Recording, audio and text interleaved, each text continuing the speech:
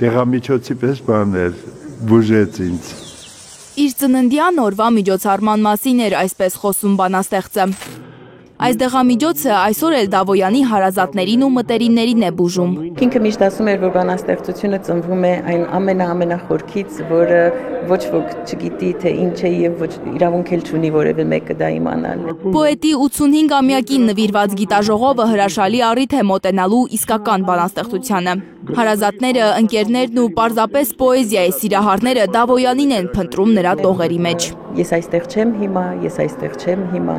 ես ինձ փչեմ հիմա, խլածաղկի նման կանհետանամ օդում։ Հիշում են ուսանողության տարիների ընկերները, Դավոյանն ապրում էր բոլորի սրտերում։ Ուսանողությունը սիրահարված էր Ռազմիկ Դավոյանին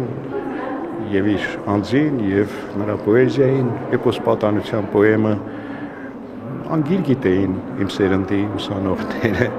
Պոետի կինը համաձայն չէ Դավոյանի ուսանողական ընկերների հետ, որոնք պնդում են, թե ռոմանտիկ չէր իրենց ընկերը։ Որպես անհատ ինքը հասարակ ռոմանտիկ անձնավորություն էր։ Հենց կինն է Դավոյանի պոեզիան համաշխարհային գրականություն դարձրել։ Արմինե Թամրազյանը խոստովանում է, որ ինքը շատ բան է սովորել բանաստեղծի գրքերն անգլերեն թարգմանելիս։ Շատ բան ենք իրար հետ իրականացրել։ Դավոյանն այստեղ է եւ հիմա, համոզված են միջոցառման մասնակիցները եւ բոլորը, ովքեր կարդում են նրան։